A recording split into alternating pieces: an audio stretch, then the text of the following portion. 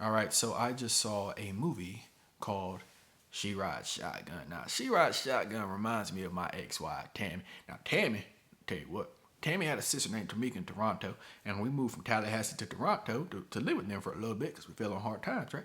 Now, I didn't know I ended up falling in love with Tamika behind Tammy's back. That's a whole different story. Tamika's my fourth ex-wife. Tammy's my third. You can be my six or seven if you want to. We'll talk about that later. But what I'm getting at here is that I think this movie title was taken from my life directly because each of those women I named beforehand, they were passenger princesses. And every time I got in the car with them, I thought, well, God damn it, I guess she rides shotgun. That was my intro to the movie title. I didn't know what to do here.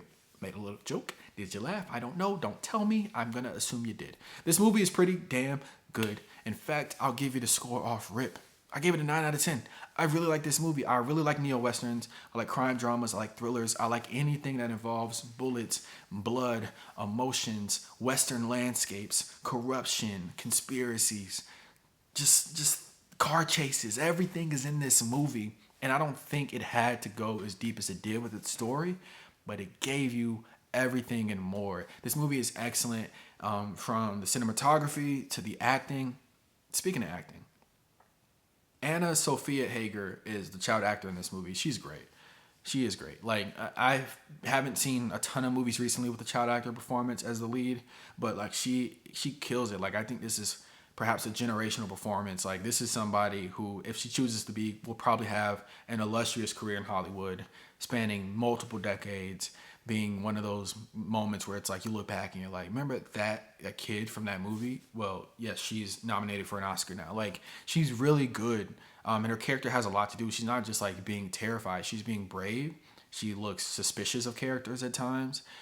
She's experiencing joy other times. She's cracking jokes. She's being a kid. You know, as much as there's like an emotional toll to her performance, she's still being a kid, and I can't honor her performance enough. Like it was great.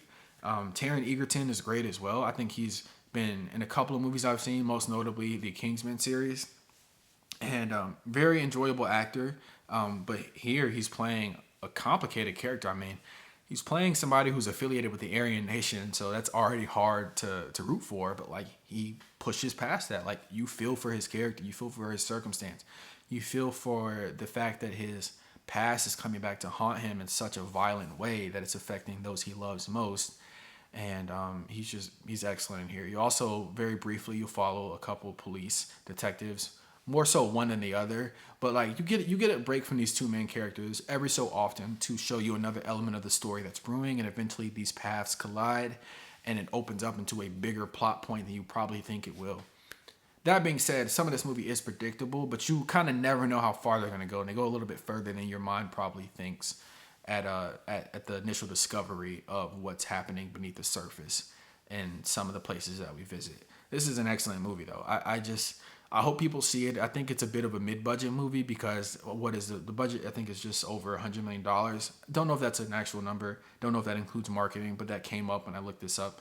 And there aren't movies that are being made like that at a high clip anymore. And the fact that it's also a neo-western makes it this rarity amongst modern movies, and I really appreciate that. And hopefully people can see it. It's a limited release, so I saw it at AMC, but my local Cinemark is not playing it.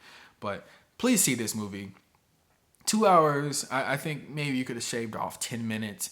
I think the first 90 minutes was stronger than the last 30, but that's okay. Like the first 90 was at a 10 for me. The last 30 brought it down to a 9, but only because I thought that maybe the pacing was interrupted a bit by some of the more emotional elements. I say that, but then my friend who saw it with me, she was crying at the end. So like, those emotional elements paid off. I just think for me, I was so invested in like the more Western elements of this story that I didn't necessarily need to, you know, have some of those emotional endpoints be reached. Like I think they could have been left a little bit vague, and I would have been fine with it. But great movie nonetheless. I really enjoy this. I mean, so far this is going to be in my top 10 movies of the year. I don't think it'll stay there, to be honest, considering that we have quite a few months to go. But this is a strong performance from this director and from the cast, and I can't say enough positive things. Please go see this. Bring a friend with you. Bring two friends with you. enjoy 2 hours of a compelling story. And it's based off a book, so if you like it enough, you can go read the book. That's my review. This is my pimple. Thank you.